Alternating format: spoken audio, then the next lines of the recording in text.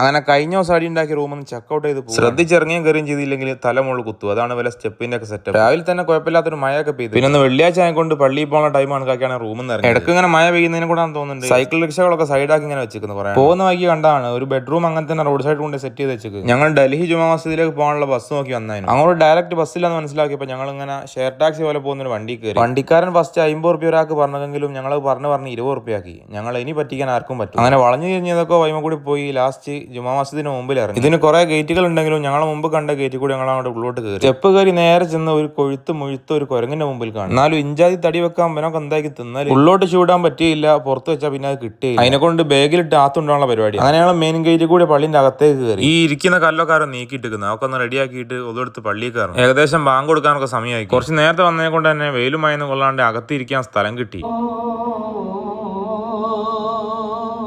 പള്ളിയിൽ നിന്ന് പുറത്തിറങ്ങുമ്പോൾ മനസ്സിലായ പള്ളിൻ്റെ ഉള്ളിലുള്ളതിനെക്കാളും 10 ഇരട്ടി ആൾക്കാർ പുറത്തുണ്ടായിരുന്നുള്ളൂ. ഈ വാതിലൊക്കെ ഒരു വണ്ണം നോക്കിയാൽ ഇത് ആരാക്കില്ല അടക്കിയും തുറക്കുകയോ ചെയ്യല്. ഓലെന്തായാലും ഞാൻ സമ്മതിച്ചു. അങ്ങനെ പുറത്തിറങ്ങി പള്ളിന്റെ മുമ്പ് തന്നെ മാർക്കറ്റിൽ പോയപ്പോണ്ട് പലജാതി കോലം കെട്ടിയ ആൾക്കാർ. അതിൽ നോക്കുമ്പോൾ 2 ഉണങ്ങി പിടിച്ച് ബംഗാളി അറബികൾ നിന്ന് റൂഹാഫ് ആ കളർ കണ്ടപ്പോൾ ഞങ്ങളും വാങ്ങി കുടിച്ച ഒരു ക്ലാസ്. ഇളകുകയാണെങ്കിൽ അവിടെ ഇളകട്ടെ. അല്ല പിന്നെ നടന്നാലും തീരാത്ത ഈ മാർക്കറ്റിൽ വിൽക്കാത്തതായിട്ട് ഒന്നുമില്ലെന്ന് എനിക്ക് തോന്നുന്നു. നോക്കുമ്പോൾ ഒരു ചങ്ങായി ഇരുന്നിട്ട് ഇങ്ങനെ മസാജ് ചെയ്യുന്ന സാധനമൊക്കെ വിൽക്കുന്ന ഒന്നെടുത്ത് ഞങ്ങൾ ടെസ്റ്റ് ചെയ്ത് നോക്കി. സാധനം സെറ്റാന്ന് റാശി പറഞ്ഞതിനെ കൊണ്ട് അത് നമ്മൾ വാങ്ങിയില്ല. വേറൊരു സാധനം വാങ്ങി. കറണ്ട് കുത്തുന്ന ഒരു മസാജർ. ഇവിടുന്നൊക്കെ സാധനം വാങ്ങുമ്പോൾ നല്ലോണം ശ്രദ്ധിച്ച് വാങ്ങണം. വർക്ക് ചെയ്യുന്നുണ്ടോ ചാർജ് കയറുന്നുണ്ടോ എന്നൊക്കെ ടെസ്റ്റ് ചെയ്യണം. ഇല്ലെങ്കിൽ നല്ല ചാമ്പൽ കൊടുക്കും. അങ്ങനെ ഒരു വിധത്തിൽ ആ മാർക്കറ്റിൽ നിന്ന് പുറത്ത് കാണുന്ന കിളികളൊക്കെ വളർത്താനാണെങ്കിലും ചിലപ്പം വലുതാക്കും വെസ്നാഗിനെയും പൊരിച്ചു.